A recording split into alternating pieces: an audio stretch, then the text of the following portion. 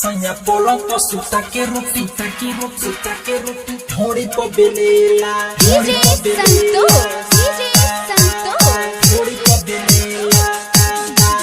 sanya polong to suta ke roti thodi po belela sanya polong to suta ke roti thodi po belela sanya polong to suta ke roti thodi po belela koi se batai लागता शरम कोई से बताई लागता शरम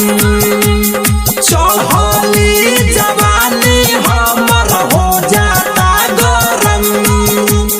chips ताके दिया ताके दर्द बड़ी देला सैया पलंग पशु ताके रोटी ढोड़ी प बेलेला सैया पलंग पशु ताके रोटी ढोड़ी प बेलेला कोई से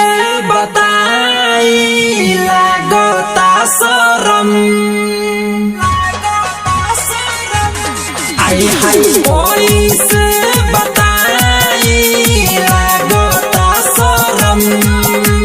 चढ़ली जवानी हमर हो जाता गरम चिप्स ताके दिया ताके दर्द बड़ी देला सैया पलंग पशु ताके रोटी ढोड़ी प बेलेला सैया पलंग पशु ताके रोटी ढोड़ी प बेलेला ताना स्टूडियो दिल्ली सैया पलंग पशु ताके रोटी ढोड़ी प बेलेला ढोड़ी प बेलेला रिकॉर्डिंग पर तराना म्यूजिक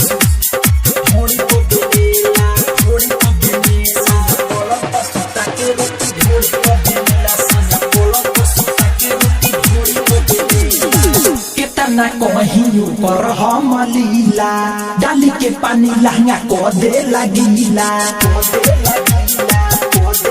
आए हाय केतना कहियो पर हम लीला डाली के पानी लहंगा को दे लगीला डरे न पूछू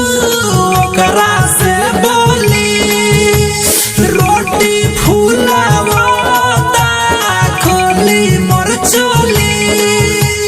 बात बात में हमके फंसा के राइचिया तो देला सैया पलंग पशु ताके रोटी ढोड़ी प बेलेला सैया पलंग पशु ताके रोटी ढोड़ी प बेलेला DJ Santosh सैया पलंग पशु ताके रोटी ढोड़ी प बेलेला सैया पलंग पशु ताके रोटी ढोड़ी प बेलेला जखमी जयराम से रही परेशान हो ढोड़ी पयाटा कर देता जियान हो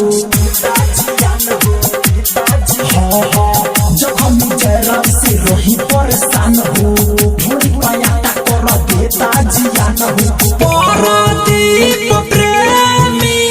मुरारी अनमोल झार देता लहंगा के भीतर सारा झोल सारी रात करेला लीला